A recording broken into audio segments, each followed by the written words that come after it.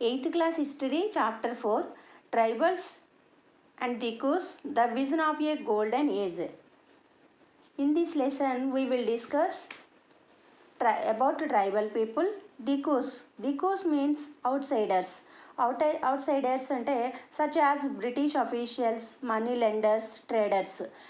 Is outsiders అంటే ఈ లెసన్లో British officials, money lenders and traders వీళ్ళందరూ కూడా దీకూస్ అనమాట. వీళ్ళందరి వల్ల ట్రైబల్ పీపుల్ ఎలాంటి డిఫికల్టీస్ ఫేస్ చేశారు, వాళ్ళ లైఫ్ స్టైల్ ఎలా ఉండేది డ్యూరింగ్ ది బ్రిటిష్ పీరియడ్, వాళ్ళ లైఫ్ స్టైల్ ఎలా ఉండేది అనేది మనం ఈ పాఠంలో నేర్చుకోబోతున్నాం. The customs and the rituals followed by most tribes were very different from those laid down by the Brahmins. పూర్వకాలంలో బ్రాహ్మణులు నిర్దేశించినటువంటి ఆచారాలు, కర్మకాండలకి భిన్నంగా వీళ్ళ యొక్క కస్టమ్స్ ఉండేవి, ట్రైబల్స్ యొక్క కస్టమ్స్ ఉండేవి.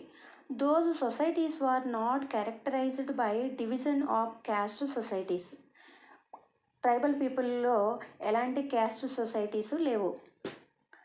All those who belong to the same tribe thought of themselves and sharing common types of kinship. వీళ్ళందరూ కూడా మేమంతా ఒకే జాతి అనే భావన కలిగి ఉండేవారు. But they did have social and economic differences within tribal people. ఈ ట్రైబల్ పీపుల్లో సోషల్ అండ్ ఎకనామిక్ డిఫరెన్సెస్ అయితే ఉండేవి. అంటే ఆర్థిక పరంగాను సామాజికంగాను వీళ్ళ మధ్య తేడాలు అయితే ఉండేవి. How did tribal groups live? ఈ ట్రైబల్ గ్రూప్స్ ఏ విధంగా నివసించేవారు? The tribal people of India were involved in a variety of activities by 19th century. 19th century నాటికి వీళ్ళ యొక్క యాక్టివిటీస్ డిఫరెంట్ టైప్స్ ఆఫ్ ఉండేవి. Some were jhum cultivators. అయితే వాళ్ళలో కొంతమంది జూమ్ కల్టివేటర్స్గా ఉండేవారు ఈ ట్రైబల్ పీపుల్లో. Some tribal people practised jhum cultivation. This is shifting cultivation. Jhum కల్టివేషన్కి అర్థం ఏంటంటే షిఫ్టింగ్ కల్టివేషన్. దీన్ని మనం పోడు వ్యవసాయం అని కూడా అంటాం తెలుగులో. This cultivation is done on small patches of land. ఈ కల్టివేషన్ చేయడానికి స్మాల్ ప్యాచెస్ ఆఫ్ ల్యాండ్ని సెలెక్ట్ చేసుకుంటారు. The planters cut down the tree tops to allow sunlight to reach the ground and burnt the vegetation to clear it for cultivation. Cultivation చేయడం కోసం patches of land select చేసుకుని అక్కడ ఉన్నటువంటి చెట్లను తొలగించి వాటిని బర్న్ చేసి కల్టివేషన్కి సిద్ధం చేస్తారు. After the crop was ready and harvested they were shifted to another field. ఈ పంట పండిన తర్వాత, హార్వెస్ట్ అయిన తర్వాత మళ్ళీ వేరే ప్రాంతానికి వీళ్ళు షిఫ్ట్ అయిపోతారు. Shifting cultivators were found in the hilly and forested tracks of north east and central India. ఈ షిఫ్టింగ్ కల్టివేటర్స్ అందరూ కూడా మనం ఎక్కడ చూడొచ్చు అంటే నార్త్ ఈస్ట్ అండ్ సెంట్రల్ ఇండియాలో వీళ్ళు ఎక్కువగా ఉంటారు. These tribal people moved freely with in the forest and that's the reason they practised shifting cultivation. వీళ్ళు ఈ షిఫ్టింగ్ కల్టివేషన్కి ప్రాక్టీస్ చేయడానికి కారణం ఏంటంటే వీళ్ళు అడవుల్లో 19th century టైంలో, అంటే బిఫోర్ బ్రిటిషర్స్, ఆ టైంలో వీళ్ళు అడవుల్లో చాలా స్వేచ్ఛగా తిరిగి వీళ్ళు ఎక్కడ కావాలంటే అక్కడ వ్యవసాయం చేసుకునేవారు. And some were hunters and gatherers. ఈ ట్రైబల్ పీపుల్లో కొంతమంది హంటర్స్ గాను అలాగే ఆహారాన్ని సేకరించుకునే వాళ్ళు గాను ఉండేవాళ్ళు. Tribal groups in many regions survived are hunting animals and gathering forest produce. కొంతమంది హంటింగ్ చేసేవాళ్ళు గాను అలాగే అడవుల్లో దొరికేటటువంటి రకరకాల ఉత్పత్తుల్ని ఏరి తెచ్చుకునే వాళ్ళు గాను ఉండేవారు.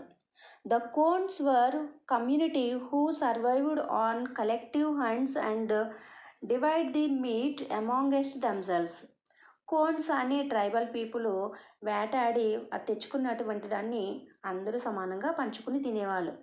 ఇది యూనిటీని తెలియజేస్తుంది. This community ate fruits and roots and used oil extracted from the seeds of the sal and mahua trees to cook food. Sal and mahua trees నుంచి తీసినటువంటి ఆయిల్ని వీళ్ళు కుకింగ్ కోసం ఉపయోగించేవారు. And shrubs herbs were used from forest for medicinal purposes. వీళ్ళ యొక్క వైద్యం కోసం, నాటు వైద్యం కోసం వీళ్ళు స్రబ్స్ని అలాగే హెర్బ్స్ని కూడా ఉపయోగించేవారు. These forest people exchange goods within the things they needed in return for their valuable forest produce. ఈ అడవుల్లో నివసించేటటువంటి ట్రైబల్ పీపుల్ వాళ్ళకి కావలసిన వస్తువుల కోసం అడవిలో దొరికినటువంటి వస్తువులు తీసుకొచ్చి ఇచ్చేవారు. అంటే బార్టర్ సిస్టమ్ అనమాట. వీళ్ళకి కావాల్సినవి ఏంటి? బియ్యము, దాలు, క్లాత్స్ ఇలాంటివి ఏమైనా కావాలి అంటే అడవుల్లో దొరికినటువంటి ఆ ప్రొడ్యూస్ ఫ్రూట్స్, రూట్స్, హెర్బ్స్ ఇలాంటి వాటిని తీసుకొచ్చి ఇచ్చి వాళ్ళకి కావాల్సినవి తీసుకునేవారు. And when the forest produce shrunk, tribal people had to wander out in search of work as labourers. అయితే అడవుల్లోని ఈ ప్రొడ్యూసర్స్ వాళ్ళకి ఎప్పుడైతే దొరకలేనప్పుడు, అడవి ఉత్పత్తులు దొరకనప్పుడు వీళ్ళు లేబరర్స్గా బయటికి వెళ్ళి వర్క్ చేసుకునేవారు. But many of them like Baigas of central India were reluctant to do work for others. The Baigas saw themselves as people of forest who could only live on the produce of forest. ఇక్కడ బైగాస్ అనే central ఇండియాకి చెందినటువంటి tribal people వర్కర్స్గా వెళ్ళి work చేసుకోవడానికి ఇష్టపడేవారు కాదు. వీళ్ళు ఎప్పుడు కూడా ఫారెస్ట్ ప్రొడ్యూస్ మీద మాత్రమే ఆధారపడాలని అనుకునేవారు. Groups were dependent on traders, money lenders because they often needed money to buy and sell in order to be able to get the goods that were not produced within the locality, but the interest charged on the loans was very high. ఇక్కడ tribal people వాళ్ళకి దొరికినటువంటి వస్తువుని కొనుక్కోవడానికి లేదా అది తయారు చేసుకోవడానికి వీళ్ళకి డబ్బులు అవసరమయ్యేది. అలాగే ట్రేడర్స్తో కూడా ట్రేడర్స్ మీద కూడా వీళ్ళు డిపెండ్ అయ్యేవారు, వ్యాపారస్తుల మీద. ఆ టైంలో వీళ్ళ మీద విధించేటటువంటి ఇంట్రెస్ట్ చాలా ఎక్కువగా ఉండేది. Some were herded animals. కొంతమంది పశువుల కాపర్లుగా ఉండేవారు. Herding and rearing was also occupation for many tribal groups. ఇందులో ట్రైబల్ పీపుల్లో ఎక్కువ మంది పశువుల్ని మేపేవారుగాను, కాపలా కాసేవారుగాను ఉండేవారు. They are pastoralists who moved with their herds of cattle or sheep according to the seasons. ఈ పశువుల కాపర్లు, ఈ హెర్డర్స్ ఎలా ఉండేవారంటే according to the season they are moving to place.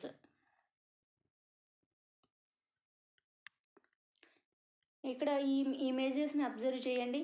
వీళ్ళు ఏ సీజన్లో ఈ గ్రీన్ ప్యాచెస్ ఎక్కడైతే అవైలబిలిటీగా ఉంటాయో ఆ ప్రాంతాలకి వాళ్ళ యొక్క హెర్డ్స్ని తీసుకుని మైగ్రేట్ అయ్యేవారు. Seasonally they will migrate. Groups even before the 19th century began settling down. The land for the Mundas of Chota Nagpur belonged to the clan as a whole. ఈ tribal పీపుల్లో కొంతమంది కల్టివేషన్ మీద ఎక్కువగా depend అయ్యేవారు, కల్టివేషన్ని ఎక్కువగా చేసేవారు. అందులో ఈ చోటా నాగపూర్కి చెందినటువంటి ముండా ట్రైబ్స్ కూడా ముఖ్యమైన వాళ్ళు. అయితే British officials saw settled tribal groups as more civilized than hunters, gatherers and shifting cultivators. ఈ settled tribal people hunters, gatherers కంటే అలాగే షిఫ్టింగ్ కల్టివేటర్స్ కంటే కూడా బాగా సివిలైజ్డ్ అయ్యి ఉండడాన్ని వీళ్ళు గమనించారు. అంటే సివిలైజ్డ్ అంటే బాగా నాగరికత తెలిసినటువంటి ప్రజలుగా వీళ్ళని గుర్తించడం జరిగింది. How did colonial rule effect the tribal lives. British వాళ్ళు వచ్చిన తర్వాత కొలోనియల్ రూల్, వాళ్ళ యొక్క పరిపాలనా కాలంలో బ్రిటిష్ వాళ్ళ యొక్క లైఫ్స్ ఎలాగ ఎఫెక్ట్ అయ్యాయి. During the British rule the lives of tribal people changed. British వాళ్ళ కాలంలో వీరి యొక్క జీవన విధానము మారిపోయింది. What happen to tribal chiefs. Before the British arrived that tribal chiefs were important people. ఇక్కడ గిరిజనుల్లో ఈ ట్రైబల్ పీపుల్లో ఉన్నటువంటి చీఫ్స్ ఎవరైతే ఉన్నారో వీళ్ళు చాలా ఇంపార్టెంట్ పీపుల్గా ట్రీట్ చేయబడేవారు. They enjoyed economic power and had the right to administer and control their territories. ఈ ట్రైబల్ పీపుల్ ఉన్నటువంటి టెరిటరీస్ అన్నిటిలో కూడా ఈ ట్రైబల్ చీఫ్స్ చాలా ఇంపార్టెంట్ అయినటువంటి వ్యక్తులుగా ఆ ఆ పరిపాలనా విధానాన్ని అంతటిని కూడా వీళ్ళు చూసుకునేవారు. But there functions and powers changed under British rule. ఎప్పుడైతే బ్రిటిష్ వాళ్ళు వచ్చారో వాళ్ళ యొక్క విధానాలు మారిపోయినాయి. వాళ్ళు వాళ్ళు నివసించే ప్రాంతానికి వాళ్ళే హెడ్, కానీ బ్రిటిష్ వాళ్ళు వచ్చిన తర్వాత పద్ధతి మారిపోయింది. They lost their administrative powers and were forced to follow laws made by British officials in India. ఇప్పుడు బ్రిటిష్ వాళ్ళు వచ్చిన తర్వాత ఆ ప్రాంతాలన్నింటినీ ఆక్రమించుకున్న తర్వాత ఇప్పుడు బ్రిటిష్ వాళ్ళు చేసిన చట్టాలని వీళ్ళందరూ కలిసి ఫాలో అవ్వాల్సి వస్తుంది వీళ్ళకి. What is happened to the shifting cultivators? The British wanted tribal groups to settle down as it was easier to control and administer settled peasants. The British introduced land settlements to get regular revenue sources for the state. British వాళ్ళు వచ్చిన తర్వాత ఎవరైతే ఈ tribal people ఉన్నారో వీళ్ళందరినీ settled పీజెంట్స్గా ఉండాలని చెప్పి నిర్దేశించడం జరిగింది.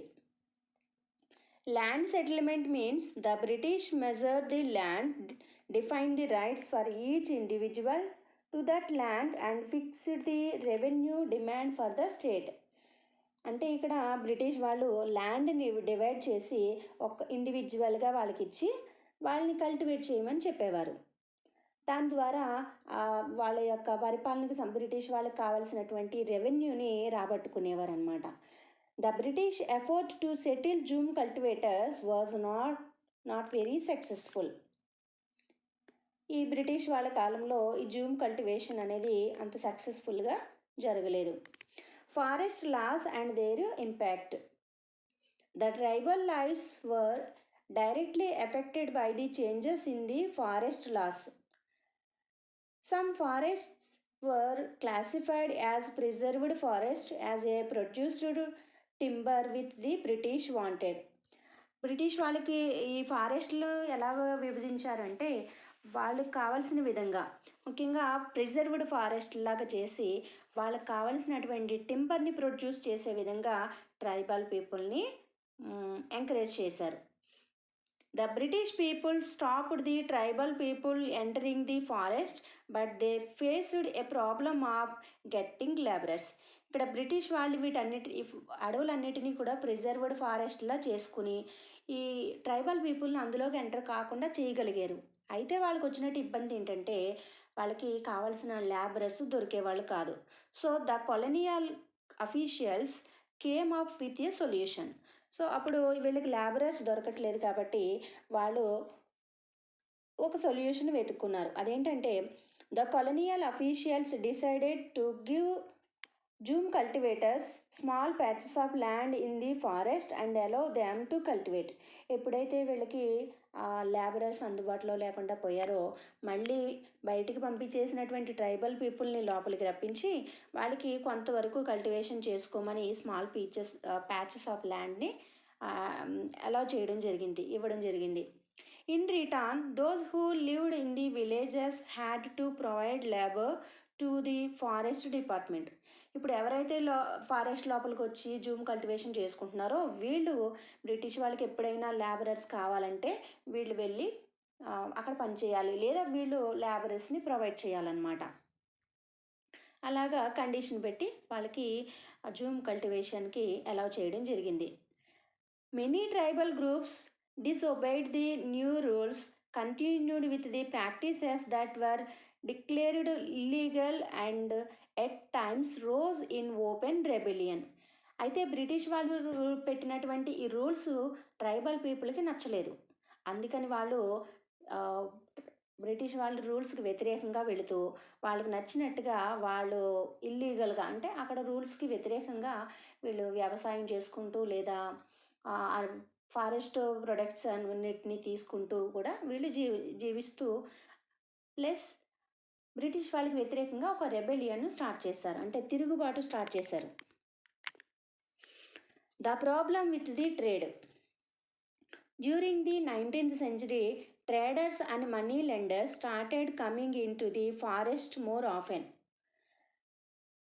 ఈ 19th సెంచరీలో ట్రేడర్స్ అండ్ మనీ లెండర్స్ ఈ ఫారెస్ట్ దగ్గరికి వస్తూ ఉండేవారు. They wanted to buy forest products, offer cash loans and asked tribal groups to work for wages. In the 18th century, the demand of Indian silk was high in European markets. The silk markets expanded so that East India Company encouraged silk production. 18th సెంచరీలో మన Indian సిల్క్కి ఎక్కువగా demand ఉండేది. అందుకని British company Indian silk ఎక్కువగా produce చేయాలని చెప్పి ఆ company ఇక్కడ లేబరర్స్కి కూడా అదే పని అప్పగించడం జరిగింది. The Santal Saab Hazaribagh reared cocoons, and the traders dealing in silk gave loans to the tribal people and collected the cocoons. ఈ సంతాల్స్ అనే ట్రైబల్ హజారీబాగ్ దగ్గర ఉన్నటువంటి సంతాల్స్ అనే వాళ్ళకి సంతాల్ అనే ఒక ట్రైబ్ అనమాట. వీళ్ళు కకూన్స్, సిల్క్ కకూన్స్ పెంచేవారు. వీళ్ళ దగ్గర నుంచి బ్రిటిష్ కంపెనీ కలెక్ట్ చేసుకునేది. The middle man made use profits. అయితే ఈ కకూన్స్ కొనే మిడిల్ మ్యాన్ ఎవరైతే మధ్యలో ఉన్నటువంటి ట్రేడర్స్ ఉన్నారో వీళ్ళు ఎక్కువగా ప్రాఫిట్స్ పొందేవాళ్ళు. The search for work. From the late 19th century that the plantation started coming up and mining became an important industry. 19th century వచ్చేసరికి మైనింగ్ అనేది ఎక్కువగా ఇంపార్టెంట్ అయ్యింది. The tribal were recruited in large numbers to work at the tea plantation of Assam and the coal mines of Jharkhand. 19th century వచ్చేసరికి industrial revolution బాగా develop అయింది. అలాగే మన భారతదేశంలో కూడా టీ ప్లాంటేషన్ అనేది ఎక్కువగా పెరిగింది. టీ ప్లాంటేషన్స్లో వర్క్ చేయడానికి, అలాగే అస్సాంలోని టీ ప్లాంట్స్లో వర్క్ చేయడానికి, అలాగే జార్ఖండ్లో ఉన్నటువంటి కోల్ మైన్స్లో వర్క్ చేయడానికి ఈ ట్రైబల్ పీపుల్ అందరూ కూడా లేబరర్స్గా వెళ్ళడం జరిగింది. A closer look. The tribal groups from different parts of the country rebelled against the changes in laws, the restrictions on their practices, the new taxes they had to pay, and the exploitation by traders and money lenders. ఇక్కడ tribal people అందరూ కూడా they started rebellion against British laws and what the practices they are making, and new taxes imposed by the Britishers and exploitation by the traders. ఇక్కడ tribal పీపుల్లో ముఖ్యమైన ఒక వ్యక్తి గురించి మనం చెప్పుకుందాం. Birsa Munda. Birsa Munda was born in the mid 1870s, and as an adolescent he heard tales of Munda uprising the past and saw Sardars means leaders of the community uprising the people to revolt. In the local missionary schools he heard that it was possible for the Mundas to attain the kingdom of heaven and regain their lost rights. ఇక్కడ ముండాస్కి ఈ బిర్సా ముండా అనే అతను అడాల్సెంట్గా ఉన్నప్పుడు machinery స్కూల్లో చదువుకుంటున్నాడు. అక్కడ ఉన్నటువంటి కథల్లో ఈ ముండాస్ కోల్పోయినటువంటి హక్కుల్ని తిరిగి పొందొచ్చు, మళ్ళీ వాళ్ళ యొక్క ప్రజల్ని బాగు చేసుకోవచ్చు అనే కథలు తను విన్నాడు. Birsa also spent some time in the company of a prominent Vaishnav preacher. ఇక్కడ ఈయన కంపెనీలో వైష్ణవ్ ప్రీచర్గా కూడా పనిచేశాడు కొంతకాలం. Birsa started movement and at it aimed at reforming tribal society. Tribal సొసైటీని రీఫార్మ్ చేయాలి, దాన్ని రీఫార్మేషన్ కోసం కృషి చేశాడు. He urged the Mundas to give up drinking alcohol, clean the village and stop believing in witchcraft and sorcery. Tribal అందరికీ కూడా ఏమని చెప్పేవాడంటే ఆల్కహాల్ని తాగకూడదని, అలాగే విలేజ్ని పరిసరాలని శుభ్రంగా ఉంచుకోవాలని చెప్పడం, అలాగే మూఢనమ్మకాలకి దూరంగా ఉండమని చెప్పడం జరిగింది. The political aim of the Birsa Munda was to drive out missionaries. ఇక్కడ బిర్సా ముండా యొక్క ముఖ్యమైన ఉద్దేశం ఏంటంటే, ముఖ్యమైన ఎయిమ్ ఏంటంటే మిషనరీస్‌ని తరిమి కొట్టడం. బ్రిటిష్ వాళ్ళని ఆ ప్రాంతాల నుంచి తరిమి కొట్టడం అనమాట. Money lenders, Hindu landlords and movement set up a Munda Raj with Birsa at its head.